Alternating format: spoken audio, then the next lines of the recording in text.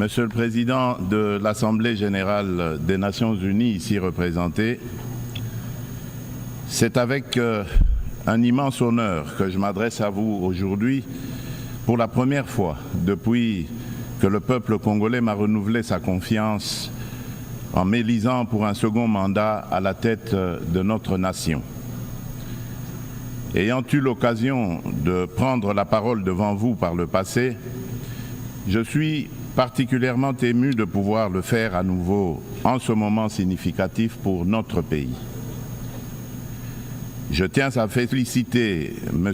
Philémon Yang pour son élection à la présidence de cette 79e session, de même que je rends hommage à vos prédécesseurs pour leur engagement constant au service de cette institution. Le thème de cette session, ne laisser personne de côté, agir ensemble pour faire progresser la paix, le développement durable et la dignité humaine pour les générations futures, résonne particulièrement avec nos aspirations en République démocratique du Congo. Monsieur le Président, Monsieur le Secrétaire général des Nations unies, Mesdames et Messieurs les chefs d'État et de gouvernement, Mesdames et Messieurs les chefs de délégation, le multilatéralisme et le respect d'un système mondial basé sur des règles ont été des piliers essentiels pour soutenir la paix, la sécurité, la santé, la prospérité à travers le monde depuis près de 80 ans. Les Nations unies incarnent ces valeurs fondamentales et demeurent un acteur incontournable face aux défis majeurs que l'humanité doit surmonter, qu'il s'agisse de garantir la sécurité, de maîtriser le changement climatique ou de lutter contre la pauvreté. Cette réalité nécessite une coopération multilatérale renforcée. Cependant, le noble idéal des rédacteurs de la Charte des Nations unies, celui de servir d'instrument par lequel tous les pays régulent leur comportement, semble s'effacer. Le socle de la sécurité collective qu'elle a établi vacille. Nous avons la responsabilité de conjuguer nos efforts et de réaffirmer notre engagement envers le multilatéralisme, qui est la clé de solutions véritablement transformatrices face aux défis qui rongent notre monde.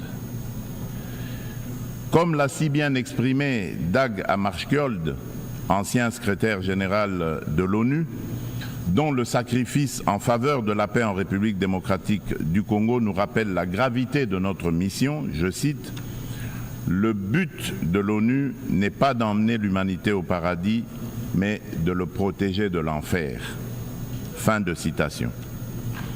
En cette période critique du multilatéralisme, le multilatéralisme revêt une importance cruciale.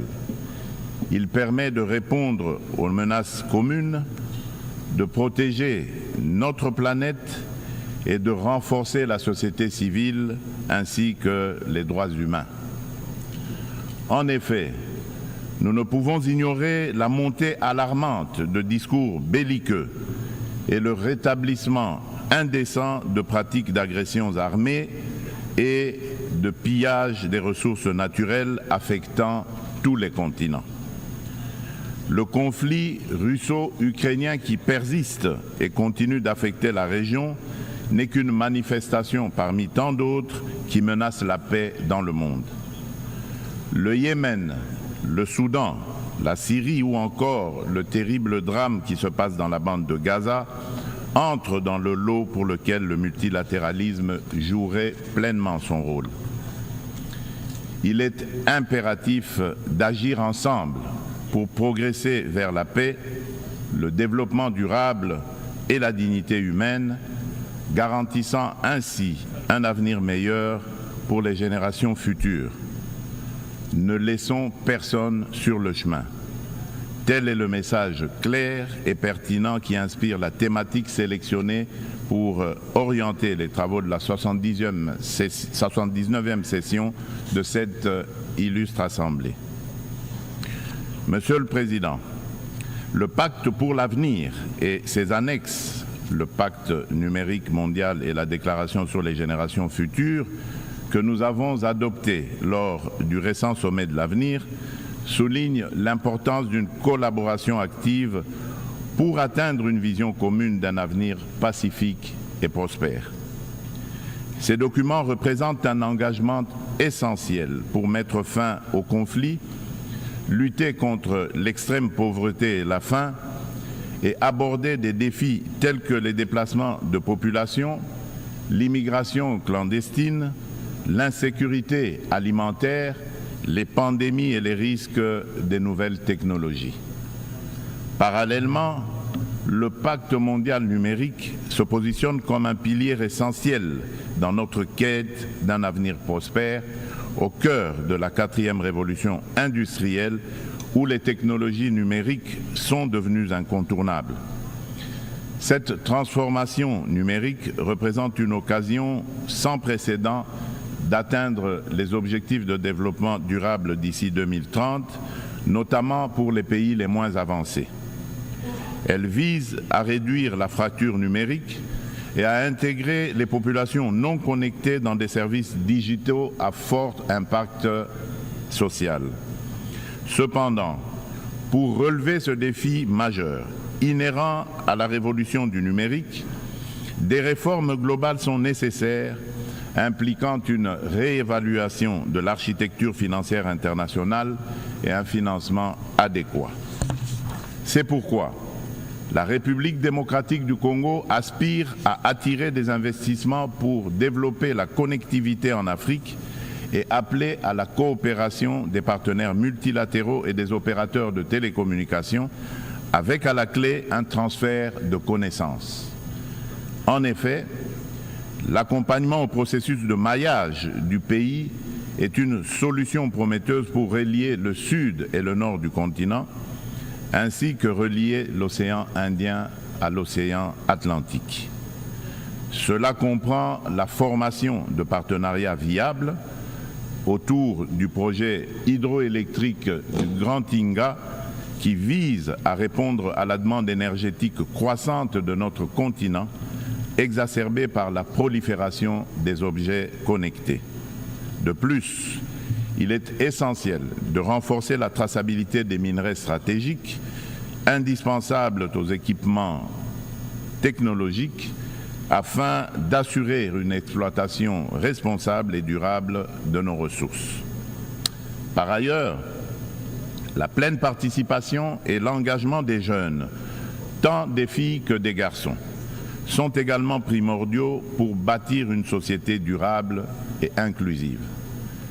Ce principe constitue le fondement de la Déclaration sur les générations futures, soulignant notre responsabilité envers les générations à venir et l'importance des décisions qui garantissent leur épanouissement. Pour l'Afrique, sa jeunesse représente un atout majeur pour sa prospérité future. Investir dans l'éducation, notamment dans les domaines STEM, sciences, technologies, ingénierie et mathématiques, et créer des environnements propices à l'innovation est crucial. Il est essentiel de remédier à la déconnexion entre une population jeune en forte croissance et le marché de l'emploi en fournissant les compétences nécessaires à leur intégration. Monsieur le Président, la situation dans l'Est de la République démocratique du Congo est particulièrement préoccupante. La résurgence du groupe terroriste du M23, soutenu par le Rwanda, a provoqué une crise humanitaire sans précédent avec près de 7 millions de déplacés internes. Cette agression constitue une violation majeure de notre souveraineté nationale. Nous appelons la communauté internationale à condamner fermement ces actes et à imposer des sanctions ciblées contre le Rwanda pour son rôle déstabilisateur et néfaste. Nous exigeons le retrait immédiat et inconditionnel des troupes rwandaises de notre territoire. Bien que les récentes initiatives diplomatiques telles que les pourparlers de Luanda soient encourageantes, elles ne doivent aucunement occulter l'urgence de cette action essentielle.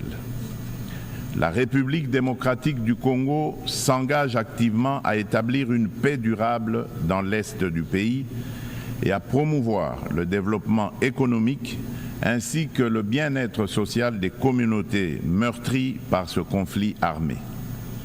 Elle ne ferme cependant pas la porte à toute opportunité qui l'amènera à cette paix tout en n'aliénant pas sa souveraineté, encore moins son intégrité territoriale.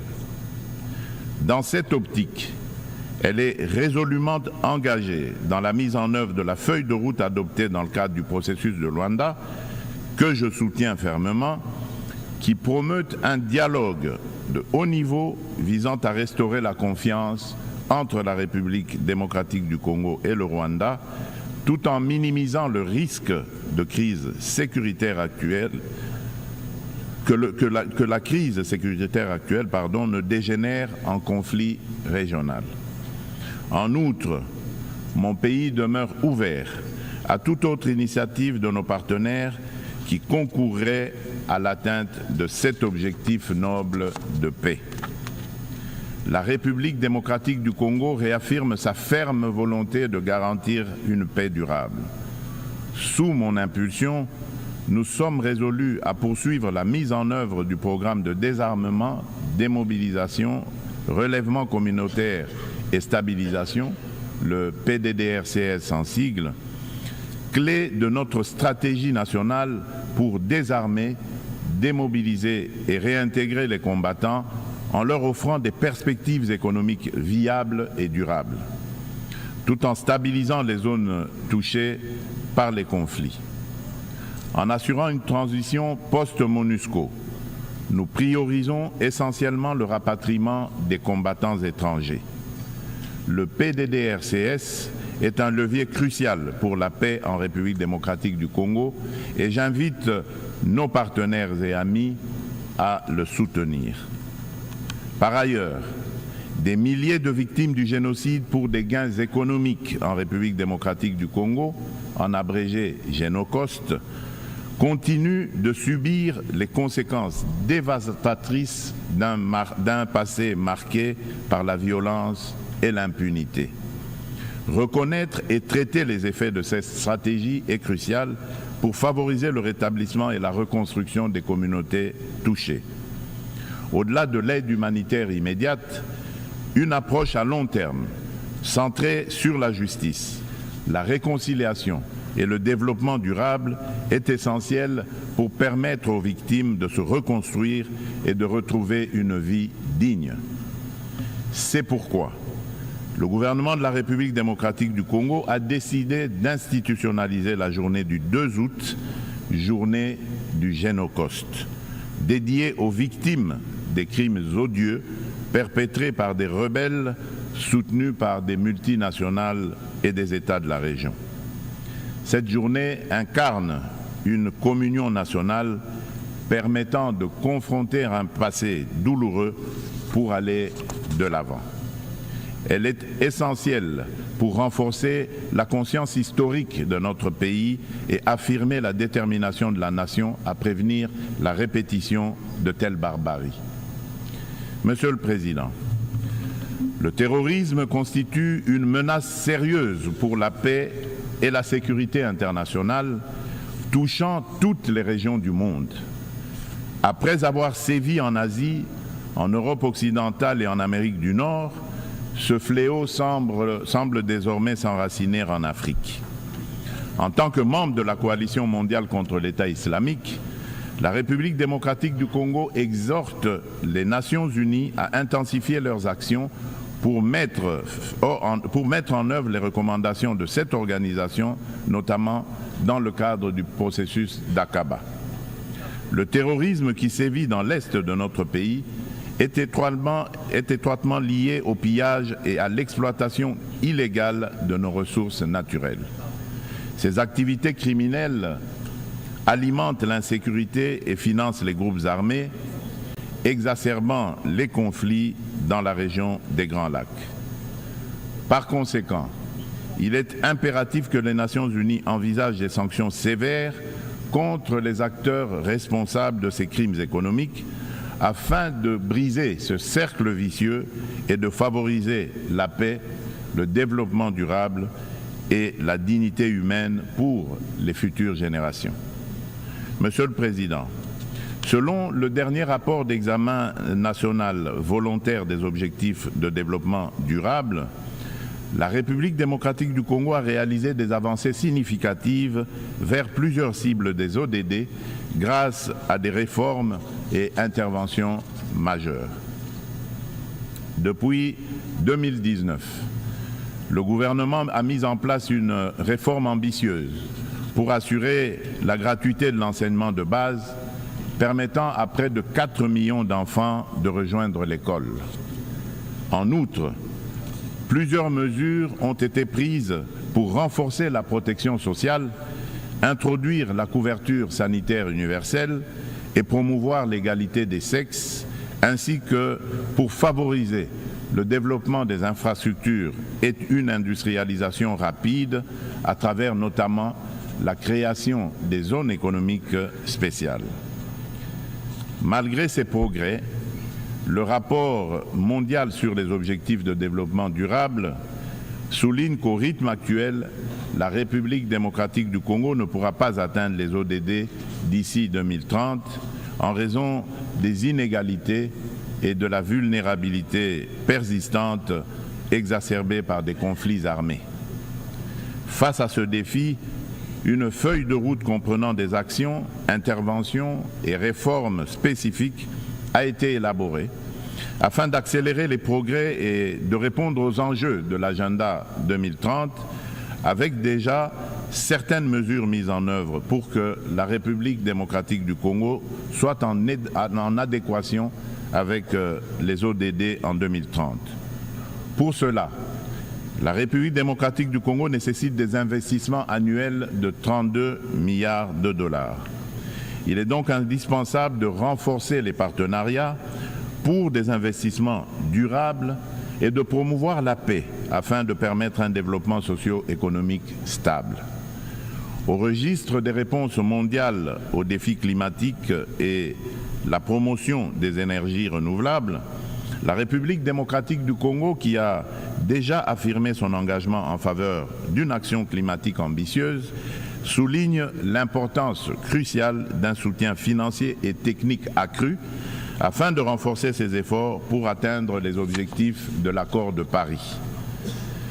Riche en biodiversité et en ressources naturelles, la République démocratique du Congo se positionne comme un acteur clé dans la lutte contre le changement climatique. Les initiatives engagées pour réduire les émissions de gaz à effet de serre se concentrent sur 4 secteurs stratégiques: l'agriculture, la foresterie, l'énergie et la gestion des déchets. Des réformes structurelles sont actuellement mises en place pour inverser la déforestation et améliorer l'accès à une énergie propre, témoignant ainsi de l'engagement déterminé du gouvernement en faveur de la préservation des ressources naturelles et de la transition écologique. Concernant la valorisation des forêts tropicales, un tournant majeur a été franchi à Bali en novembre 2022, en Indonésie, avec l'adoption de la déclaration conjointe sur la coopération autour de la forêt tropicale et l'action climatique signée par le Brésil, l'Indonésie et la République démocratique du Congo. Cette avancée témoigne d'une volonté politique collective d'utiliser les forêts comme levier pour un développement durable. L'Alliance trilatérale pour la coopération sur les forêts tropicales, créée à cette occasion, constituera un cadre pour relever les défis liés à la biodiversité et proposera des solutions pour les marchés de crédit carbone, tout en veillant au respect des droits des peuples autochtones. Par ailleurs, dans le cadre des enjeux liés à l'environnement et au réchauffement climatique, il est essentiel de souligner la tenue du deuxième sommet des 3 grands bassins forestiers tropicaux du monde, à savoir l'Amazonie, le Congo et le Bornéo-Mékong, qui s'est tenu du 26 au 28 octobre 2023 à Brazzaville, en République du Congo. Cette initiative africaine, portée par le président Denis Sassou Nguesso, vise à mettre en œuvre, dans le cadre de la décennie des Nations Unies pour la restauration des écosystèmes, la première coalition mondiale dédiée à la restauration de 350 millions d'hectares d'écosystèmes terrestres et aquatiques. Ces forêts constituent un rempart indispensable contre le changement climatique. Face à des problèmes clairement identifiés et à des solutions à portée de main, il est crucial d'agir de manière concrète. Les bassins amazoniens, congolais et de Bornéo-Mékong abritent plus de 80% des forêts tropicales et jouent un rôle crucial dans la lutte contre le changement climatique, tout en fournissant des services écosystémiques vitaux. Il est donc impératif que l'amélioration des conditions socio-économiques des communautés locales qui jouent un rôle clé dans la préservation de ces forêts soit placée au centre des priorités de la gouvernance mondiale. Pour sa part, la République démocratique du Congo met en place des instruments juridiques et des dispositifs institutionnels visant à renforcer sa position sur le marché mondial du carbone, tout en restant ouverte à des partenariats en conformité avec l'accord de Paris et ses lois internes. La prise de conscience croissante des défis liés à l'instabilité climatique et à l'épuisement des ressources naturelles, souvent à l'origine de conflits armés, souligne l'urgence d'agir sur ces problématiques.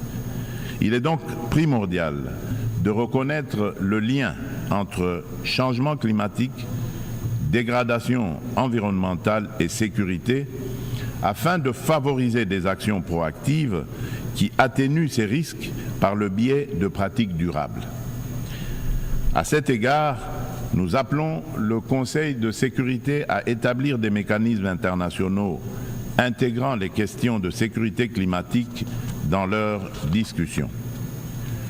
Monsieur le Président, face à un défi énergétique majeur, le monde fait face à un défi énergétique majeur. Les systèmes basés sur les combustibles fossiles sont responsables d'importantes émissions de gaz à effet de serre, exacerbant le changement climatique. Sans efforts concertés pour promouvoir les énergies renouvelables, nous risquerions de faire face à davantage de crises, telles que des conditions météorologiques extrêmes et des conflits liés aux ressources naturelles, comme nous l'observons déjà. La République démocratique du Congo dispose de ressources abondantes, y compris des minéraux essentiels tels que le cobalt, le lithium, le nickel et le graphite, pour ne citer que ceux-là, qui peuvent faciliter une transition énergétique durable. Nous appelons à la coopération internationale pour développer les technologies et infrastructures nécessaires. Notre vision est de transformer l'exploitation de nos ressources en levier pour un développement durable et inclusif, tout en améliorant l'éducation, la santé et les infrastructures. L'inclusion sociale est au centre de notre stratégie, garantissant une répartition équitable des bénéfices du progrès. En nous investissant dans la lutte contre le changement climatique et en contribuant aux objectifs de développement durable, la République démocratique du Congo est prête à jouer un rôle clé dans la transformation des systèmes énergétiques mondiaux. Ensemble, nous pouvons bâtir un avenir où l'énergie est propre, durable et accessible à tous. Monsieur le Président, j'aimerais également aborder la question cruciale de la parité homme-femme. Bien que la participation égale des femmes et des hommes à la vie politique soit internationalement reconnue, il subsiste dans la pratique un fossé entre l'égalité juridique et la réalité dans l'exercice du pouvoir. Les préoccupations des femmes méritent d'être intégrées dans les décisions majeures qui touchent notre société. En République démocratique du Congo, nous sommes déterminés à changer les mentalités pour surmonter les barrières sociétales qui freinent l'épanouissement des femmes. Il est essentiel d'impliquer les hommes dans ce processus afin de transformer la dynamique sociale et de valoriser leur rôle dans le succès des femmes. Au niveau national, la Constitution congolaise consacre la parité. Aussi, le gouvernement a mis en place une stratégie de lutte contre les violences basées sur le genre, axée sur la prévention, la protection et la réparation des victimes. Cette stratégie se traduit par le Fonds national de réparation pour les victimes des violences sexuelles liées au conflit et de crimes contre la paix et la sécurité de l'humanité, en abrégé le FONAREV. La législation en cours vise à garantir cette protection. Il convient de souligner les progrès significatifs réalisés en matière de participation des femmes à la prise de décision, avec la nomination pour la première fois dans notre histoire d'une femme comme première ministre et chef du gouvernement.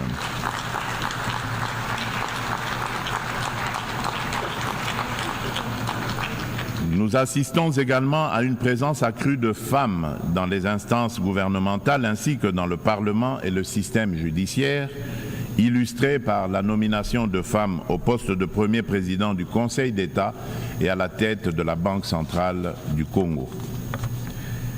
Monsieur le Président de l'Assemblée générale des Nations unies, Monsieur le Secrétaire général des Nations unies, Mesdames et Messieurs les chefs d'État et de gouvernement, Mesdames et Messieurs les chefs de délégation, Monsieur le Président, dans cet élan de progrès, il est impératif que la communauté internationale, sous l'égide des Nations unies, continue d'accompagner ces dynamiques en se réinventant face aux défis du monde actuel. Pour maintenir la confiance de la communauté internationale, l'Organisation des Nations unies doit prouver sa capacité à s'adapter aux évolutions contemporaines et à les surmonter de manière efficace et responsable. Il est impératif de redynamiser le multilatéralisme par des réformes ciblées de la Charte des Nations unies touchant des questions clés telles que le Conseil de sécurité, le droit de veto, le chapitre 7 et le recours à la force. Néanmoins, cela ne suffira pas. La coordination et la coopération entre les différentes institutions et agences des Nations unies doivent également être renforcées. De nombreux enjeux globaux sont souvent abordés de manière redondante dans différents forums, parfois sous des angles contradictoires, tandis que d'autres problématiques restent entièrement négligées, chaque bureaucratie internationale cherchant à défendre son existence propre. À cet égard, tout en saluant l'appui des États-Unis, je réitère avec fermeté, au nom de l'ensemble des pays africains, la requête de création de 2 sièges permanents au Conseil de sécurité des Nations unies pour les pays africains.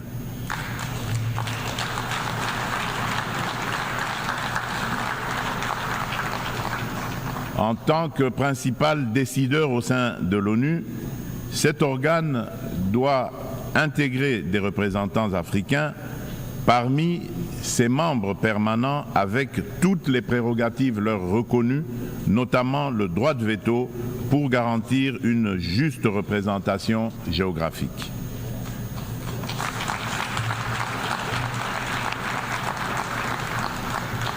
Il s'agit là d'une question de justice pour un continent dont le rôle dans les affaires internationales ne cesse de croître. Nous, Africains, tenons cette exigence avec la plus grande détermination. Enfin, je ne saurais conclure sans rappeler qu'après plus de 3 décennies d'absence au Conseil de sécurité, la République démocratique du Congo se porte à nouveau candidate, soutenue par l'Union africaine et par la Communauté de développement de l'Afrique australe, la SADC, au poste de membre non permanent pour la période 2026-2027 lors des élections qui se tiendront à New York en juin 2025. La République démocratique du Congo a déjà occupé cette fonction entre 1982 et 1983, 1990 et 1991, période durant lesquelles elle a œuvré pour la promotion de la paix, de la sécurité et de la stabilité en Afrique et dans le monde. Une fois élue, la République démocratique du Congo entend jouer un rôle proactif au sein du Conseil de sécurité, participant à la revitalisation de la Charte des Nations Unies et contribuant de manière constructive aux débats et aux actions qui en découlent. Mon pays sollicite donc le soutien de tous les États membres en vue de son élection. En ces temps où le multilatéralisme est mis à l'épreuve, la République démocratique du Congo réaffirme son engagement indéfectible envers la communauté internationale, prête à assumer avec honneur et responsabilité la mission de forger un avenir où la coopération et la paix prévalent sur le conflit et la division. Nelson Mandela a dit, je cite, « Aucun de nous agissant seul ne peut atteindre le succès ». Fin de citation. Ainsi, nous tendons la main à chacun de vous, partenaires de longue date et nouveaux alliés, pour écrire ensemble ce chapitre crucial de notre histoire collective. Ensemble, faisons de notre monde un lieu où chaque nation, grande ou petite, peut prospérer dans la dignité et dans la sécurité. Je vous remercie.